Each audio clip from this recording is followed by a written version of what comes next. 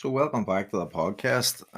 So, today I'm going to be talking about should you break up, signs the relationship isn't working, or indications that a relationship may need to end. So, it's really important to understand there are loads of reasons why a relationship mightn't be working, it might be nearing an end. Contextually speaking, different people will end a relationship for all kinds of reasons. It's not really clear cut, but what I'm going to attempt to do in this is just give like a general overlay of things they look for or reasons as to why this might be coming up for you. You might be exploring actually leaving a relationship. Some of the signposts that can indicate that this isn't good or maybe isn't good for your mental health. So one of the big ones that can come up, and it doesn't necessarily mean you have to be caught in an endless battle of conflict, but you may have come to the realization that your partner just might not have the same vision for the future as you. You may have grown as a person. They may have went through something might have shifted with them, their goals, their values, their priorities may have changed. And now that this has shifted, that has changed the trajectory, holy Christ, the trajectory or the vision for the future. And that has to be readjusted, it has to be looked at, it has to be explored. And that could be a deal breaker in many ways for one or maybe both of you. And that can be a very valid reason as to why a relationship may need to end. On a more tangible basis, like one of the main reasons a relationship might end is primarily down to maybe how you feel.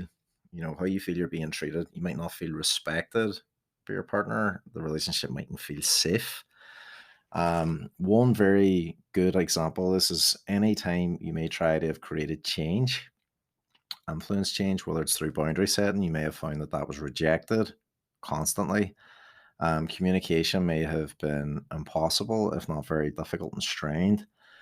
Any boundaries that you have communicated and tried to enforce, there might be a theme of them possibly constantly violating the boundary, that can feed into that not feeling safe, not feeling rejected. Or the other thing is anytime you try to get your needs met or communicate your boundaries around certain things, you may be shamed, ridiculed, put down, or even guilt tripped around actually having needs or trying to set boundaries. So that might be a big one that could be coming up. And the reason that can really impact you is if you don't feel safe in a relationship, if you don't feel respected, if you don't feel like an equal, you know, there is no core of safety in the relationship. You can't really let your armor down. You can't be yourself.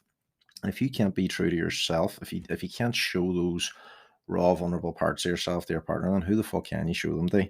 If you can't say what you really think, can't say what you really feel, can't ask for what you want from your partner, you can't be your authentic self, as much as that's a bit of a cliche term that gets thrown around. If you can't be true to yourself, your partner, then that's not a good sign in the relationship. Now, there's other reasons why people may hide that aspect of self, and they might fall into placating or people pleasing, to try and maintain the relationship. But that's also an indication that something negative could be going on. If you're having to mold yourself or be somebody that you're not just to maintain the status quo, just to maintain the relationship, that's not necessarily good either, because then that means whether this is accurate or not, there's a fear that if you were to be true to yourself, or if you were to show that aspect of self, that you might be rejected, you might be, not good enough, or the relationship wouldn't function unless you're caught in that pattern of, self-denial, people pleasing, putting them before you. If that's the norm in the relationship and it's heavily one-sided, then you also have to come to the conclusion that you can't get your needs met in that relational container, and that's something that you're going to have to weigh up. Do you want to stay in this relationship even though you're not getting what you want from him? You can't be yourself. You don't feel safe. You don't feel respected. They're all very, very valid things to sit with. Another thing that comes up quite a bit is, and I would sort of come back to that thing about the vision for the future. If you are looking to grow in a certain direction, or if you're constantly getting out of your comfort zone, or you've been doing a lot of work on yourself, or you've trying to heal, and that's what you're about, and maybe your partner's discouraging this, actively stopping you from doing this, or preventing you from getting what you need from life, um, whether that's through your growth, personal, professional, or your healing, whatever that might be, that can be a sign that the relationship isn't really good, or it's not adding to your quality of life. It's becoming problematic. Now, again, this is different if there's compromise here and your partner's trying to work with you and trying to understand. But if it's the opposite and it's not that, and they're trying to derail that or hold it back or stop it from happening, that's not good. But look, sometimes you could have just come to the realization, like, I'm not in love with this person anymore. I might love them, I might care for them, but I don't want to be in a relationship anymore. I just don't want to be with them. I don't want to be in the relationship.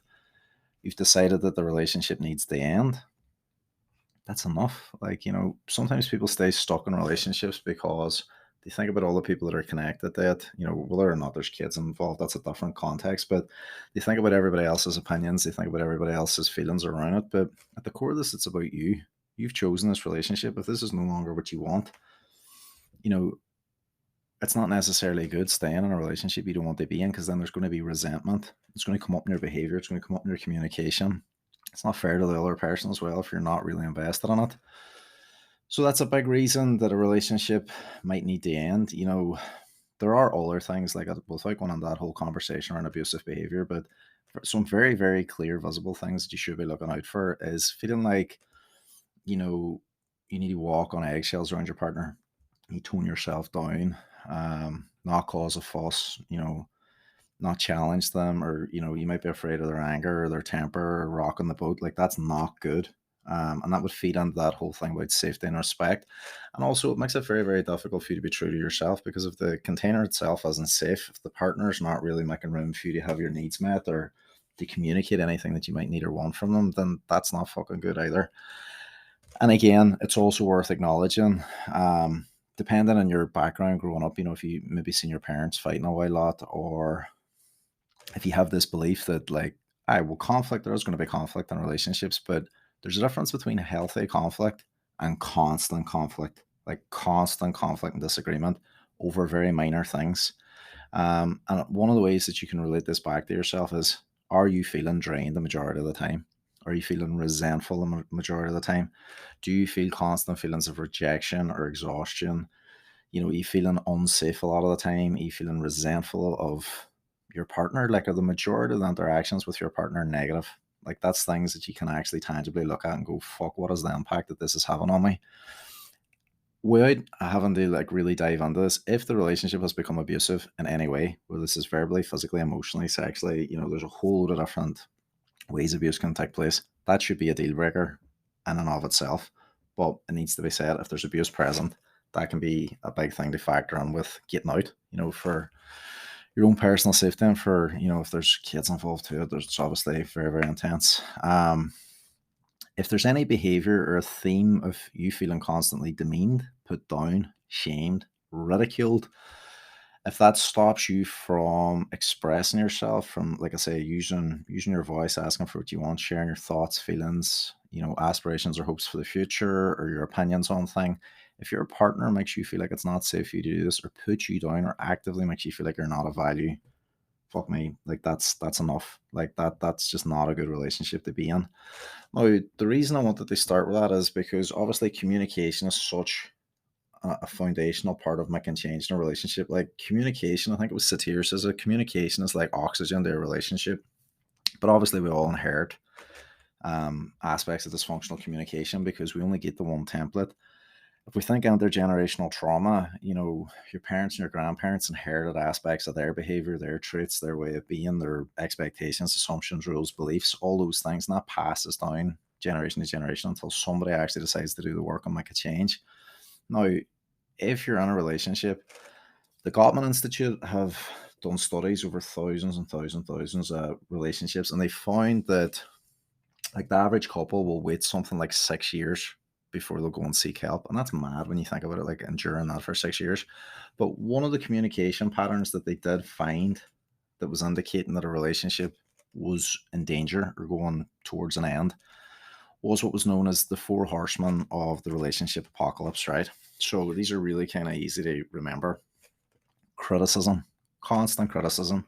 So this is where you're making judgments about your partner, often in an absolute term, black and white, using language like always or never. Like, you're always so inconsiderate, you're always so lazy, you're always so selfish, or you never think of anybody but yourself. So criticism attacks the person, and that's very different from a complaint. A complaint is where you're talking about a need, looking for something to be done. Like, a complaint could be, those dishes aren't done, could you give me a hand with that? Whereas a criticism is, you never give me a hand with anything, you only think about yourself, you're so lazy. that is a criticism, whereas a complaint would be more geared towards the actual thing that needs to change. It's not attacking the person. Defensiveness, which is a very common one, it's a very big one, is also one of the four horsemen of the relationship apocalypse. So making excuses to take any form of responsibility for the conflict, often deflecting blame onto the partner.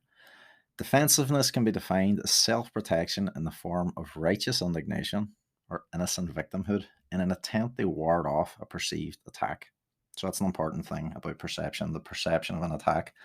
So, one problem with defensiveness is the interpretation of a genuine complaint. Now, this is where the communication starts to become important. The interpretation of a genuine complaint being made by a partner, and this being interpreted as a criticism. So, when a person feels criticized, this will often lead the partner to become defensive. They respond back through blame, and then you get caught in the blame game. So this leads to distance being created, feelings of frustration, resentment, and feeling like what you've communicated doesn't matter. And you're completely alone with this complaint without support. And the defensive partner also feels the criticism was unjust and needs to assert themselves. So it's a very, very vicious cycle to be caught on. Contempt. So this is a really big one. So this is treating your partner with a theme of disrespect, disgust, condescension, ridicule, and it can include mean-spirited sarcasm. I think that's an important distinction. It's not just being sarcastic, but mean-spirited sarcasm, mocking them, belittling them, rolling your eyes, that kind of combative body language, sneering, name calling, any kind of contemptuous behavior would fall into that bracket. And then the other big one would be stonewalling. So this is the fourth of the four horsemen of the relationship apocalypse. Stonewalling, which is effectively withdrawing, shutting down, shutting your partner out, both physically and emotionally, cutting yourself off for them. And it is ultimately a form of silent treatment. Now, that can also include, getting up abruptly, leaving, taking yourself out of the situation, but without communicating anything to the partner, knowing that that's going to cause distress and just leaving them dead. And, I don't think, like when you think about silent treatment, it's a really, really bad habit, but it's also a very, very common behavior in certain households. Like anybody that's been on the receiving end of silent treatment will tell you it feels like you're being punished. It actually doesn't solve the issue. It doesn't allow either person to feel heard. The person that's on the receiving end of the silent treatment can struggle with it because it's emotionally very, very intense. It communicates that you're not really invested in working through things with your partner. It can leave the person completely dysregulated, destabilized, overwhelmed, especially if they're prone to overthinking. It doesn't create a safe environment for things to be talked about. And it's also a form of manipulation and control because the person that's doing the stonewalling is going to try and wait them out. It's going to try and basically punish them under a form of compliance. And all that's going to do is lead to resentment. It's going to create an uneven power dynamic. And it becomes a strategy that creates more distance and more hurt and more resentment. It doesn't actually solve anything in the long term. But unfortunately, it's a behavior that a lot of people potentially would have seen being modeled growing up. And just because it was modeled doesn't mean that, we have to continue using it. But if you're dealing with any of these four things in a relationship, now it's possible that you yourself may have been critical or criticized and vice versa. You may have been defensive. You may have had times where you may have been contemptuous. Stonewalling, the thing is with self-awareness, you can start to change these aspects of behavior. So like with defensiveness, you can take a bit of responsibility. Like, what was my part in this? I can, apologize, take responsibility for certain elements of what I'm doing. With criticism, I can start to lean more towards complaint. I can complain about certain things, try and not make it about the person, talk about the actual need that I'm trying to get met.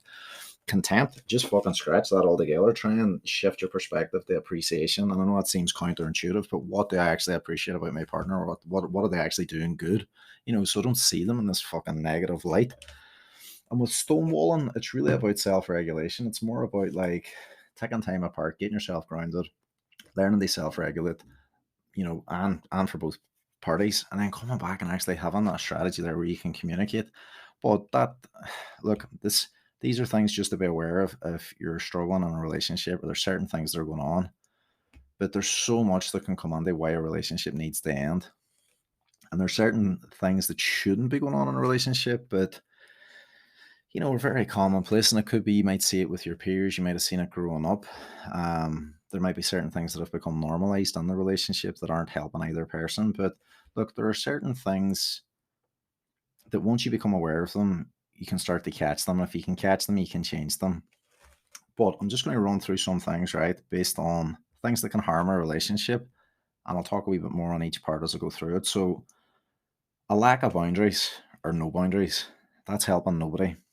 Even in any healthy relationship, there's going to be boundaries because you're defining what's appropriate and what's respectful for both people. Boundaries shouldn't jeopardize a relationship. You can adjust them, as and how things are evolving and as and how safe you feel. But a healthy relationship should allow room for boundaries. Boundaries aren't this absolute thing either that just because you've communicated them, everybody has to play ball. It is an element of compromise. We have to work with each other, but a relationship should allow room for boundaries to be there. But we also have to recognize when somebody's showing us through their behavior that they don't give a fuck, they don't respect us, they don't want to acknowledge the boundaries, they don't want to give up power because maybe they won't get their needs met at your expense. There can be loads of different reasons. Or maybe they just haven't had healthy communication modeled, or they don't know how to navigate conflict. But if there's an unwillingness to work with you, that reinforces the need for the boundaries there as well. But it doesn't mean that you're wrong for wanting boundaries in place. It's just that there's a load of different things that could potentially be going on in that scenario. Another really big one is unrealistic expectations. So that could be a whole podcast episode on itself around relationship expectations, but this can include relationship or expectations of yourself, both within a relationship and as a person, expectations of a partner, your romantic partner, what kind of expectations you have of them, and what you believe their expectations of you are. So if they're unrealistic or irrational, that can be very, very damaging to a relationship. This is a big one. So making assumptions rather than asking directly. So if you make an assumption, you're making an ass out of you and me. Ask, be direct, communicate. If an assumption is leading you to react in a certain way and you're falling into that trap of mind reading or catastrophizing or, creating a narrative that's maybe not accurate, you need to take responsibility for that and communicate. Ask them outright directly. Don't fall into the trap of maintaining this unspoken expectation or rule that you have going on or that you believe they have going on. Clear through all the shit, be direct, speak to them, and try and get on the same page. So that brings me to the next thing.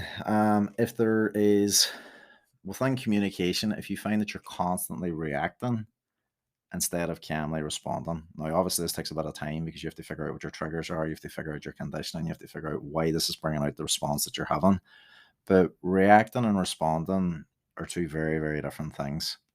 And that's something that if you find that either you or your partner are very reactive in a relationship, it's something that has to be worked through for the health of the relationship because that's exhausting. It's draining too when you're constantly afraid of, having a conversation in case of how the other person might choose to interact with you.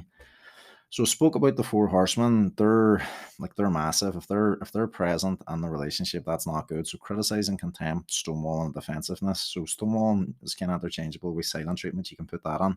Now it's also important to notice or to be aware of. Some people might think silent treatment for a few hours is okay. I have literally worked with people where silent treatment has went on for weeks and it's become normalized. It could have went on for years in some cases.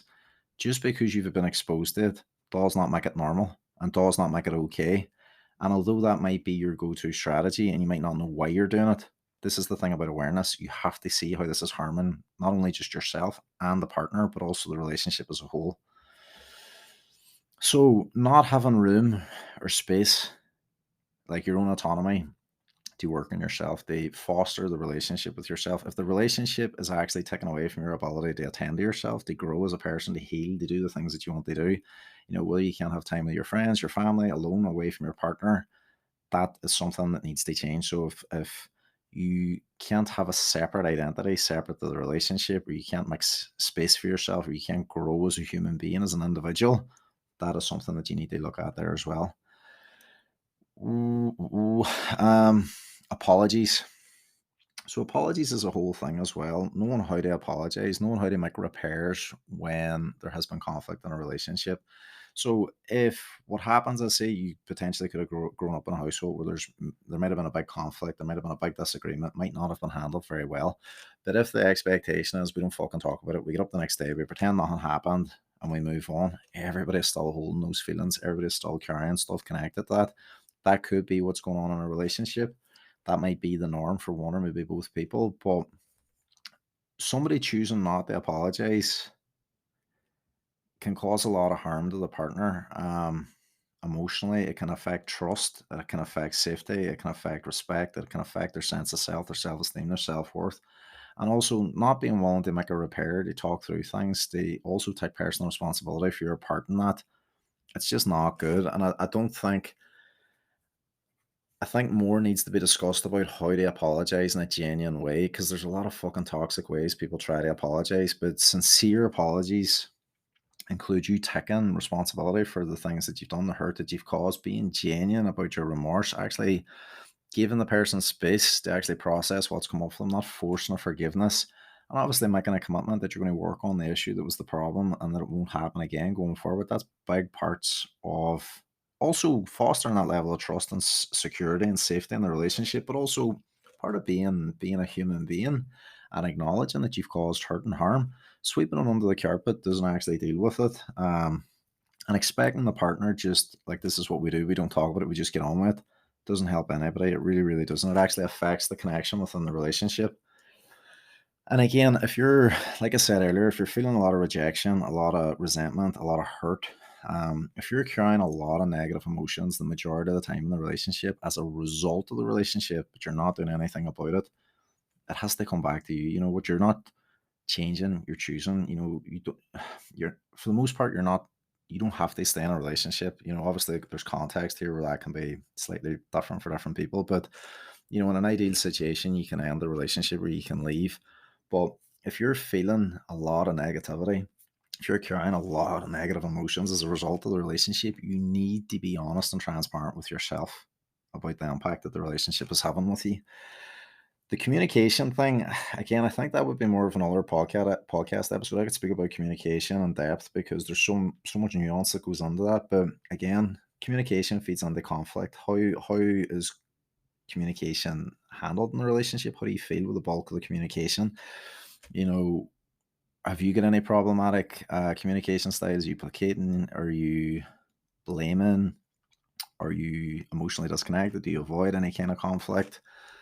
Do you debate? Do you get on the facts and figures, or do you not do feelings? There's loads of different things that can come up with communication that can make it challenging. But again, some people fear conflict because of the escalation, the anger, being blamed. It might have been their survival strategy going up just to avoid all forms of conflict. So communication can be a major issue within a relationship. And if it's affecting your mental health, if you're constantly being blamed, if you're constantly being put down, if you don't feel like you can make your own choices, and get what you need from the relationship, that's something to look at.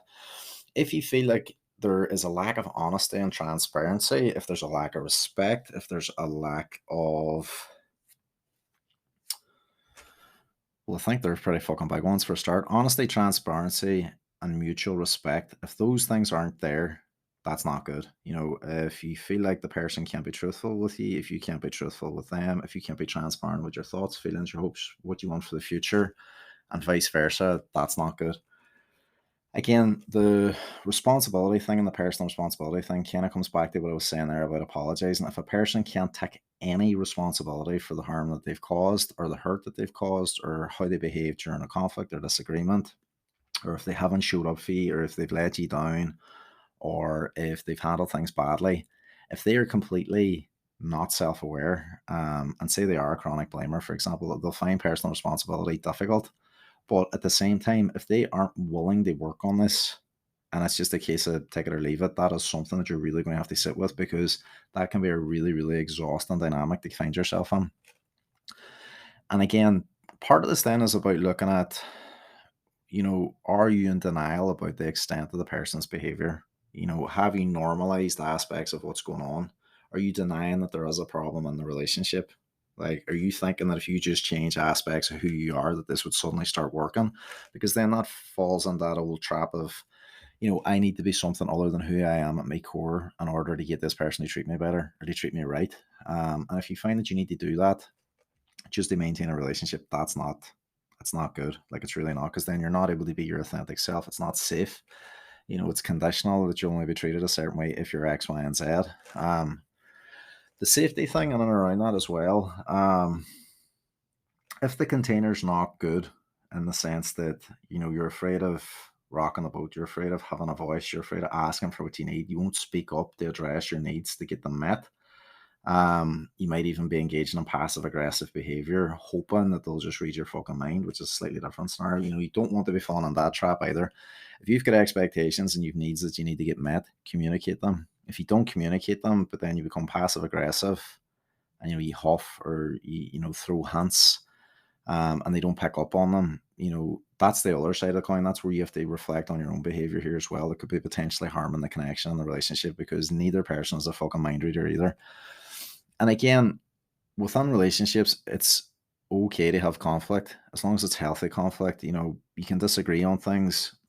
Conflict's necessary to clear the air. Like, it's going to happen. All relationships are going to go through periods of conflict, but you can't keep actively avoiding any conflict because you're afraid that you're going to be rejected or that the relationship's suddenly going to end, because look at what it's taken to maintain it. If there's all this dysfunction that's you're enduring because you won't speak up or you won't try and address something that needs to change to get your needs met, then that's not good in and of itself.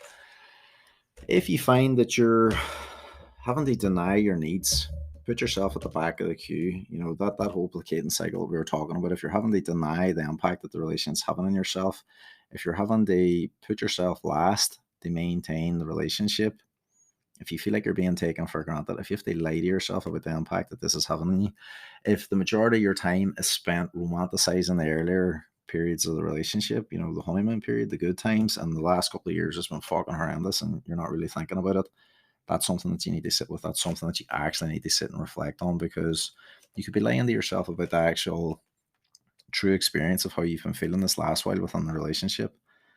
And again, if you're just putting yourself at the back of the queue and not speaking up to avoid conflict because you don't want the fucking hassle of an argument or having to deal with that person's behavior, then really what you're doing is you've just got into that self-denial cycle primarily to keep the peace. And that's not good either. That falls back into that, walking on eggshells, not causing a fuss, making yourself small, playing yourself down, not being able to have a good quality of life as a result of your relationship. And again, that can also sometimes show up and it can happen over time where you spend all your time with your partner. And that could be in the early stages because you fucking like them, but then it could become a wee bit coercive in the sense of you're doing it to show them commitment, or you're doing them to show them loyalty, or, they could have created wedges with your support network and your friends and your family. And now it's just you and them. If you've isolated yourself and you don't have any kind of balance in your life, you don't have a social life, you can't go and see your friends, it's very, very challenging for you to go and speak to your family. That's not good. If you're completely isolated in that regard, that is something that's definitely worth scoping and actually reflecting on, because it's not a good cycle to be in, and it will have an impact on your mental health. Now, all these things are just like handles, they're just signposts, they're just things that you can look at and explore and reflect upon to see, am I in a good place in my relationship? How am I actually feeling? Maybe you might need a wee bit of time away to yourself just to actually sit with this and be like, right, how the fuck am I feeling? What is possible here that can be changed? Can I do anything on my end? Are they willing to do anything on their end?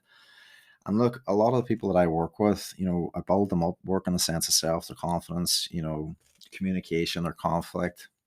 If they're in a relationship and they're both willing to work on it, we can work on connection, we can work on navigating conflict more effectively. Like, there are things that can change, but it does take two people that are willing to do it. Now, if you have listened to this and a lot of this stuff is resonant and a lot of this stuff's coming up, then you're at a bit of a fucking crossroads. So you're going to have to think, like, is my partner willing to work in the relationship?